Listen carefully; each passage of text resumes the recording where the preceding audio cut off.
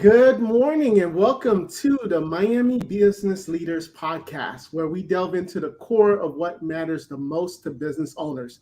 Thank you so much for tuning in today. Our mission is to empower, enlighten, and inspire entrepreneurs and business leaders like you by sharing insights, strategies, and real life stories from the heart of Miami bustling business community.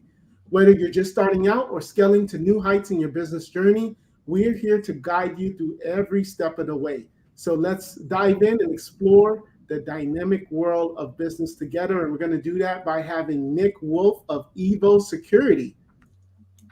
Hi. I don't have you clapping, so I'm going to clap for you. Woo!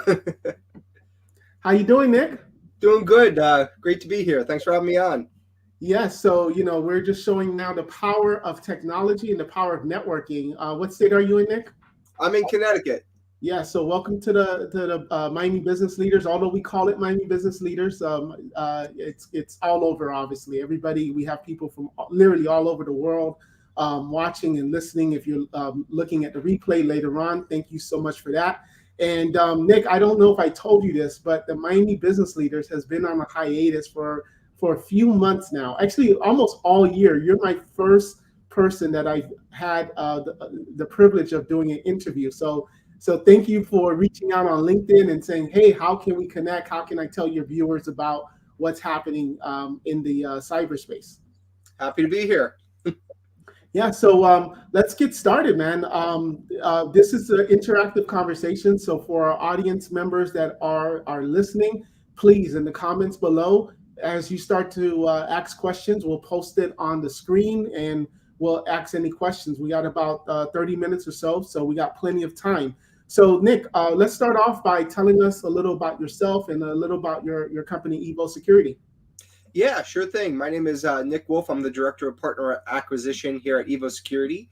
Evo Security is an identity and access management vendor for small businesses and managed service providers. We focus on privileged access management as well as multi-factor authentication for MSPs and their SMB customers. When combined, it ultimately helps their SMB clients better qualify for things like cybersecurity insurance and compliance. Oh, it looks like Nick had a little technical difficulty. So we're here now. Oh, sorry about that. We are here. Yep. So you were saying, Nick? Yep. So we focus on multi-factor authentication and privileged access management for small businesses that are served through their managed service provider. Awesome. So in the Miami Business Leaders, we typically don't talk about too much tech, but I felt that it was super important that we talk about tech because things have changed and cyber threats are way up. And one of the biggest ways I always tell clients when they ask me or someone asks me, like, what's the number one biggest way I can protect myself and make sure that our employees stay safe? And I talk about multi-factor authentication. So Nick, for those of the audience members that are not sure what 2FA is, there's a few different words for it. 2FA, multi-factor authentication, two-step form authentication. What is that? Yeah, so really it's just a way for you to verify that you are who you say you are. So is this really Nick? Is this really Reginald right here? Because the bad guys, it's very easy for them to find your username, find your password through a phishing attack or on the dark web. So having a multi-factor authentication is just another layer of security that, yes, I am actually Nick and I can prove it to you. Think of it like when you fill up your car at the gas station. You swipe your credit card. That's your first layer, right? That, yep, this is a credit card swipe. But your second layer of authentication is you typing in your digits, whether it be your zip code or your PIN number. That's a second layer of security there. And that's exactly what we do for your username and passwords on your accounts. That's how we're applying multi-factor authentication. Yeah, I always like to tell that to my clients. The cyber criminals, they may have your username, they may have your password, but with two-form factor, it's that extra step. And I even want to talk to you about text and people getting text with two-form factor. So we'll talk about that as well. So let's go back to, again, going back to that person that says, hey, I already have a username, I have a password, it's super long, nobody is going to ever guess it, which, there's some statistics that says there's no new password under the sun. Well, if you have that password, more than likely someone has it as well. So let's talk about that to the person that is already saying, I have a username and password. It's annoying to now have to have my phone. Or I've even had customers that said, well, hey, we don't issue company issued cell phones, right? And sometimes my employees don't want anything related to the business on on their personal phone. But let's just talk about why it's so important to still have the 2FF, even though there may be what they think is a complicated password. Yep, totally understand. So one of the statistics I like to bring up is through Microsoft, which claims that having of identity-based attacks just by having MFA turned on. So that I can't stress the importance enough of implementing MFA. Even if your password is 37 characters long, it has uppercase, lowercase, number signs, you name it, all it takes is something as easy as a phishing attack. You clicking on, a link to claim a credit card, or a fake email from Microsoft saying your account's expired, click here to reset your password, but you have to type in your existing password first. This is how the bad guys extract and harvest that information. So by having that second line of security using MFA is really going to prevent it, because the only one that's going to have that MFA code is you, whether it's on your phone or it's attached to a hardware token. I understand that not every employee is going to want to have an MFA app on their personal cell phone. Heck, I don't want to do it sometimes. There is a lot of ease of use there for sure, having it on your phone. But if you're in an organization where you just can't have your phone out for compliance reasons, maybe you're a bank teller, maybe you're at a hospital, most MFA platforms do support hardware tokens like FIDOs and YubiKeys, which is a little teeny tiny device. You can put it on your keychain and it plugs right into your computer. And that's how your computer is able to know that, yes, you are physically at this computer, not hundreds of miles away. You're physically at this computer trying to log into your email or log into your workstation. Awesome. And what about, just going back to what I had mentioned with the text, talk about that for a moment, and why, someone's saying, and I agree, it's probably better than nothing, but having two-form factor via text message, talk about why that's bad. Yeah. So a lot of providers are getting away from supporting SMS or text-based MFA codes, which is basically just going to your cell phone number saying, hey, here are your 6-digit codes, mainly because of SIM hijacking accounts. It's very easy for the hackers to call up your ISP or your cell phone provider saying, yep, this is Nick. This is my birthday because I found it on, my Facebook or my LinkedIn page.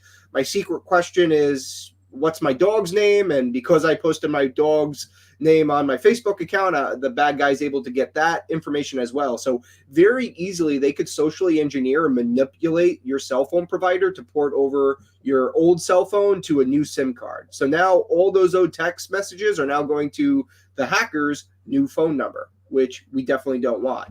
So text message based MFA is sort of being sunsetted. Not a lot of vendors are offering it anymore. And if you're still on it, I would highly recommend that you upgrade to an MFA vendor that supports something like geolocation push notification on an app. So you log into your app, whether it's the Evo app or another vendor's MFA app, and it will say, hey, Reginald, are you really trying to log into your computer right now through Miami? Approve it, deny it, and you're good to go. Versus getting some sort of 6-digit text code that hopefully only you are getting, but it's quite possible that the bad guys could be getting as well if they socially engineered it and did a SIM hijack. And there's been plenty of news articles and case studies talking about how, I don't know if you've ever called your cell phone carrier, right? T-Mobile, AT&T, Verizon, all the big ones. A lot of times they're not even asking for verification. They're not asking like I have a PIN code on my account, and there has been times where I'm talking and I'm realizing that, wait, this person has not even and I'm calling from my office. They're not verifying because I'm calling from my cell phone. I actually had an issue with my cell phone, so I had to call the carrier from my office line, which are two separate companies. And I'm talking with this rep for a good while, and nowhere did he ever ask me, what's the PIN code on your account. And from there's been case studies where it's shown that the bad guys will actually call the carrier, your wireless carrier, and just say, hey, I'm switching over to someone else, or I got a new phone, or whatever the case is. And that's how they do that SMS hijacking. So definitely, like you said, companies are going away with it, and it doesn't help that our carriers are not security focused when it comes to that. So that's why you should not be using that, and you shouldn't have it enabled. 100% agree. So let's, a couple of months ago, and I've mentioned it on my YouTube podcast. We talked about the MGM casino breach, and this was actually one of the few cases that in the Colonial Pipeline, Nick, where I actually had clients calling me and texting me like, "Hey, did you hear about the MGM casino breach?" And it was interesting because cyber attacks are happening every single day. And it's interesting that the one that made the news, like your channel, your channel 5, channel 7 news at 5 o'clock and 10 o'clock at night, was this casino breach. And the reason is because it affected so much people, and it affected the everyday person versus just like a hospital that got some type of business compromise. So they were breached, my understanding, with MFA turned on. So talk about that for a moment, Nick, about this MGM casino breach and what happened, and what would a product like Evo have been able to prevent had they had a service like yours? Yeah, sure thing. That's a great question, and it's a tricky question. Having MFA turned on definitely would have helped prevent the attack, but with the casino breach, MFA was indeed turned on, but through social engineering, the MFA codes were given out. So, yeah. So, step number 1, enable MFA. That's what you want to do. Step number 2, never give those MFA codes out to anyone. If tech support calls you and says, hey, I need to reset your account, what's that MFA code that gets sent to your phone? Do not give it out. All right. That's social engineering at its finest, which is one of the reasons why that small businesses, in addition to having MFA turned on, should also go through security awareness training, which is definitely important to notify them and train them on the types of attacks that are out there, whether it be phishing campaigns that could be hitting their inboxes, harvesting information through LinkedIn, things of that nature. So definitely try to keep your information as private as you can. And for the love of it, please, if someone calls you up saying they're your boss, send me this gift card, do not believe it. Do not send anybody an MFA code via text or via phone. Keep it to yourself. Keep it like a social security number. You don't want to just be giving that out willy-nilly. Yeah, I unfortunately, we had an instance where we had a client, and the bad guy got their password because 98% of people reuse their passwords, or whatever the percentage is, and they got a message on their phone, and like a two-factor authentication message, and they hit yes on it. Now, thankfully, because of some other security tools that we had for geolocation and things like that, because the bad guy, threat actor, was trying to access it from outside of the country, it blocked it. But just think about had they had access to that. So as you said, Nick, even with 2FA, and you can do the best fortress that you can do in your company with the network and the computers and the endpoints. But at the end of the day, it's the user, it's the employee, right? That's the one that we can't control, that can just click on that one thing, and then all of a sudden it's like crap, Yeah. So we're actually speeding through this, Nick. So I'm going to slow it down and get some audience participation. So if you're just tuning in, you're listening to the Miami Business Leaders, and we have Nick Wolf from Evo Security on, and we're talking about protecting your business, because as a business owner, the last thing that you want to do is have to deal with a cyber attack or a business email compromise. And we felt that, especially going into the holidays, and we can maybe talk about that for a moment, Nick, is during the holidays, this is where the bad guys, we're resting, the good guys are vacationing with their families and things like that. But now the bad guys, what are they doing, Nick? Yeah, I mean, we're seeing a real spike in phishing attacks for sure. So emails that go out that say, hey, click here to get your holiday bonus. All you have to do is sign on with your username and password so we can assign that gift card to your account. And again, that's one of the ways that the bad guys could get your username and password. And look at this right here, tech support. I'm getting a real. You know what? Should I answer it? Let's see. Do Let it. me. Hello. Hello, Regina. How are you? I'm well. Hi. Fine. Thanks for asking. My name is Geraldine Ardila. This is the company Prime Tech Support. Uh huh. Well, I don't want to take up all your time, but you got an example right there of a possible scam where the person will actually act as if they're your tech support.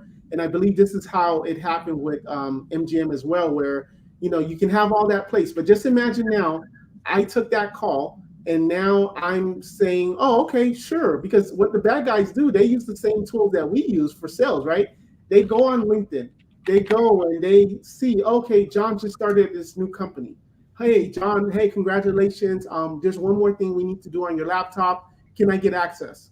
Okay, sure. How do I access? Oh, okay, just go to this website and put in this code and then I'll get in. So there's even ways, if you want to talk about that, Nick, for a second, of how to make sure that employees aren't tricked into just giving access. Like there's actually, is that PAM, I think it's called? Password access? Yeah, privileged access management. But before I do that, I just want to back up one quick second because something that hackers are doing is they're also manipulating your local area. So instead of calling from 800 numbers, a lot of them are using local numbers that they're spoofing or end up buying. So in your example, I think that was a 786 number, right? Which is yeah. So, hey, I'm your tech support right here in Miami. What's your username and password? So they're really trying to make it more personal, more intimate, to make it more believable. I'm calling from your area code. You must believe me, right? Right. Yeah. That couldn't, and that wasn't like planned or anything. We didn't talk about that, Nick. And I promise that wasn't a setup from my office that spoof. But look how easy it is to spoof call IDs. So this was like perfect godsend that we got something like that. Yeah. So, but going back to the other question around privileged access management, privileged access management is the idea of basically eliminating admin credentials at customers' locations, small businesses. So if you're a small business and you have 10 employees, those 10 employees should not be admins on their machines, because if you have admin functionality, you could potentially do malicious damage. You can install programs that shouldn't be installed, and those programs could be ransomware. They could lock down machines, delete data, encrypt data. Don't want it. So by employing a privileged access management in addition to multi-factor authentication, it's kind of like the best of both worlds. So regarding admin access at your site, definitely talk with your internal IT department or your local managed service provider to make sure that the right users on your network have the right amount of access. You don't want everybody in the organization to have, the keys to the kingdom and be admins where they could have full functionality to potentially do damage if they're compromised. Yes. And right before that, I was going to talk about audience questions. So please, if you have any questions, go ahead and just put it on the comments. We'll be watching that. And we do have one from Sarah. Hey, Sarah, her question is, I use Google Authenticator and Microsoft Authenticator. Is that good enough?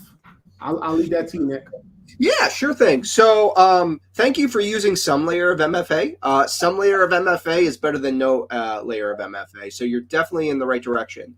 Microsoft Authenticator, Google Authenticators, they do have their advantages and disadvantages. Some of the advantages is that it's built right into Microsoft. So if you're using Office 365, it's included with your license, which is great. So there is a seamless experience there.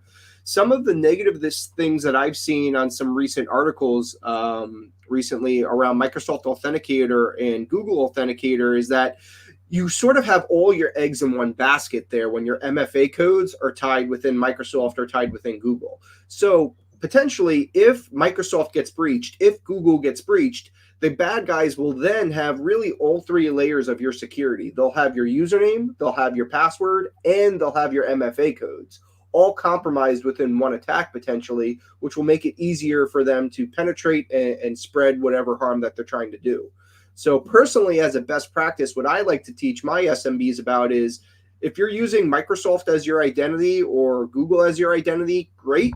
But I would highly recommend you use a third-party vendor, whether it's Evo or someone else, for your MFA source. That way, if Microsoft or Google gets breached, your username and passwords might get compromised, but there's a less likelihood of your MFA codes getting compromised if they're housed with a third-party vendor such as Evo or, another MFA vendor that's out there. So that would be my feedback there. Also, I remember helping a client one time, and I was helping her with and yes, I still do some tech support. I help, I still like to be in the weeds. And I remember I was helping my client restore their iPhone because they had gotten, iPhone 15 and they had an old one. And I was surprised that when we were restoring their phone using the iOS, they were using the Google Authenticator. And guess what popped up? And guess what was already working? There was like no second password I had to put in. It was their Google Authenticator, and all of the codes were still there. So just imagine I'm a bad guy, right? And now for however reason, I was able to get the ability to restore your iPhone to my iPhone, or whatever the case is. I got everything right here. I got the two-form factor, and the fact that over 90% of the people are using the same passwords over multiple sites. Now you're just making it easy for the bad guy. So that's another reason I would also say is to be careful with those. Like you said, it's better than nothing. It's great, but there are better ones such as Evo. So thank you, Sarah, and I hope that answered your question. So now let's talk about insurance. Insurance is one of those things where I always say it's kind of like car insurance. You don't need it. You don't know you need it until you really have that situation. And I always tell our clients that, we can do the best job in the world, but the bad guys only has to be right once, right? 99 times we're right. Bad guys right one time, and now we have chaos or organized chaos because we have a plan for it. But nevertheless, insurance is always the one where they always say, well, if I'm paying you, why do I now need to have cyber insurance? And one of the things I'm also seeing is that these insurance applications, they're no longer one pagers. I'm seeing 3, 4, 5, 6, 7 page insurances. And one of the things they're talking about is having MFA applied. So let's talk about that for a moment, Nick, about what insurance companies are saying about it. Yeah, they're definitely getting more stricter when it comes to having MFA turned on, and you really have to pay attention when you're filling out those cybersecurity insurance questionnaires, whether it's you, the small business, doing it, or your local managed service provider doing it. Gone are the days where you could just check a box and go, yep, I have MFA enabled for this one account at this one area. They're really starting to crack down on it. For those of you listening, you could actually Google this. There was a recent article from Travelers Insurance where they actually denied an MFA claim due to misuse. In that claim, they stated the customer, the SMB, stated that they had MFA turned on, which they did. MFA was turned on for the firewalls, but they did not have MFA turned on the servers, and that's where the attack occurred. So what you're going to be seeing with cybersecurity insurance policies is that it's not just about having MFA turned on for your Office 365 email or your Google email anymore. It's really having MFA turned on for really everything in your organization, whether it's your Office 365 email, your servers when you log in, your desktops when you log in, your VPNs, your firewalls. It's really enabling MFA everywhere. Now, the plus sign with that is that most MFA providers, all of those MFA codes and all those notifications can be centralized through one app experience. So it's not like you have to have one app for your email and one app for your servers and one app for your VPN. Most MFA vendors should be able to consolidate that into one single app experience.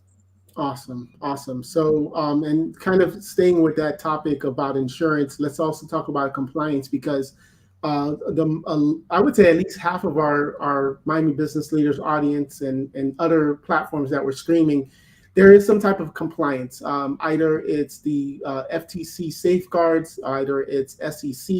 So what is on the compliance side? What are they talking about?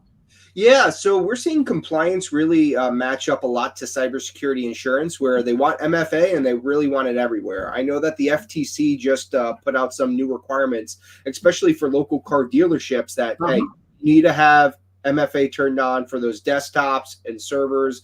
Even for those computers that are just out there on the sales floor, if the sales guy is signing in, there's going to be an MFA code that's going to be prompted there as well going forward. So we're seeing cybersecurity insurance as well as compliance really, really both get hardened.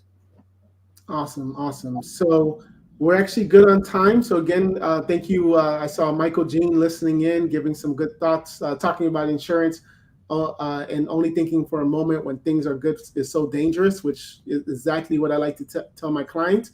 So as we start to wrap up, Nick, is there anything else that you want to make sure that our audience knows? Really, it's just about turning on multi-factor authentication. Once it's turned on, please do not share out those codes to the person from tech support that's calling you from the local phone number saying, I'm your tech support and I need it. And find yourself an MFA vendor that can really have MFA turned on everywhere. Have it turned on for the endpoints, the servers, the VPNs, really put it on everywhere. Yeah, that's, we'll touch on that since we have a few more minutes. And actually, let me get to a comment. Everybody, thank you so much for commenting. So I'm gonna let you answer this one, Nick. So this is from Randy Bryan, and he says, "Nice picture, Randy. I like the beard. It's very be perfect for Santa Claus, right? Does Evo have a product that can enable MFA on endpoints?" And then he's also asking about Windows Hello. Would it satisfy the insurance requirements for MFA? So let's not go too in the weeds of technical, but let's go ahead and just, you can just generally speak and answer that question. Yeah, so the short answer is yes. Evo, our MFA agent, could absolutely be installed on endpoints, whether they're Windows machines or Mac machines. So we could provide MFA for those environments. And again, that's really what cybersecurity insurance is looking for, is they want MFA beyond just when you're signing into Office 365. They really want it on those local desktop servers and endpoints. So yes, we would absolutely be able to be installed on endpoints and satisfy those cybersecurity insurance requirements.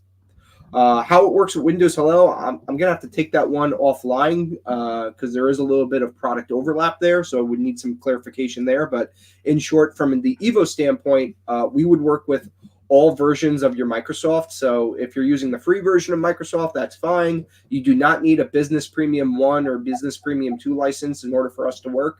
So again, we're typically designed for small businesses that might not be on the Business Premium 1 or 2. They might just be using the free version of Microsoft, and that's totally fine. Our MFA will work for Office 365, desktop servers, you name it. Yeah. And one more thing too that I was just thinking is, when I was one time telling my clients about getting MFA on the endpoint, on the computer, and things like that, they were like, why? Like, what's the risk there? And it's like, what if, I don't know if you've ever had someone in your company get their computer broken into, right? Like, lost or stolen or whatever the case is, just again, putting that extra layer, because with cybersecurity, I always say it's like an onion. And what you want to do is you want to put layer after layer after layer, because we've seen instances where, we're human and someone makes a mistake and they thought that MFA was turned on, or they thought BitLocker was turned on. They thought USB disablement was turned on, and it wasn't. So what you want to do is you want to limit that blast radius. You want to be where, hey, if a bad guy has access to or has potential access to my account, yes, they got it on this way, but just like an onion with different layers, you just want to make it harder and harder and harder. And by using a product like Evo, it's going to definitely make that. So, so thank you, Randy, for pointing that out as well. Yeah, and I think a lot of the reasons why insurance and compliance is now requiring MFA on local devices is because we've seen a surge in remote monitoring and management breaches over the last few years. And for those listening, remote monitoring and management software is basically someone who's remote that can now access those local servers and desktops, which can be very efficient when you need remote work being done. But on the downside, those tools could also be compromised. A couple years ago, SolarWinds, Reggie, were you around for that attack? And that affected tens of thousands of businesses across America. But if MFA was turned on for those local devices, I'm not saying it would 100% block every type of attack that could have manipulated it, but it definitely would have hindered a bunch of them. Awesome. I see a lot of more people coming on. So if anybody is now just watching, there is the replay. So please go ahead and tune back in. And Nick, you said if I was around, I mean, don't let this, I don't know if you haven't seen the ball spots, but I've been around, man. I've been around. So, all right. So, anything else, Nick, as we start to wrap up? No, just again, thank you for having me on. If you're a small business interested in working with Evo Security, we work through managed service providers. So reach out to your local IT provider. I know Arc Solvers is a great MSP in the area, so reach out to your local MSP if you're interested in learning more and getting started with our MFA platform. We're happy to help. Awesome. So as we wrap up today's episode, I want to extend a heartfelt thank you to you, Nick, for joining us on this in this community. Your support, your engagement, you reaching out to me on LinkedIn, which is, again, one of the things we also talk about on the Mining Business Leaders podcast is about networking. And what I've known Nick from many moons ago in another company that he worked at, and he kept staying in touch, liking my posts, and this could have been strategic or genuine, I don't know, but nevertheless, looking now, and we're working again together. So remember, in the world of business, it's not what you know, and it's not who you know, it's who knows you. And that's just another reason why we do the Miami Business Leaders podcast. So thank you, everyone. Stay tuned, because we're going to be doing this more. If you're interested in being a guest in the Miami Business Leaders podcast, you don't have to be in Miami. We just have to give insightful information to business customers. Reach out to me. Nick, I'm sorry I don't have your information. You want to put that in the comments before we go? Just your full name and your email address? Yeah, sure thing. It's nick.wolf@evosecurity.com. Or you can find me on LinkedIn as well. So right awesome. There. All right. No, put that in the other one, Nick, the other chat. Let's see. That way it goes to the, just in case you can. I might be grayed out from that one. Oh, I'm sorry. All right. Boom. Yeah, right. Feel free to connect on LinkedIn as well. Awesome. It is saving. Good. All right, everyone. Thank you so much. And we will see you soon. We also have the Miami Business Leaders Facebook, which I'll be putting in the comments below as well. So please join that so that we can continue the conversation in that closed community. Take care. Bye-bye.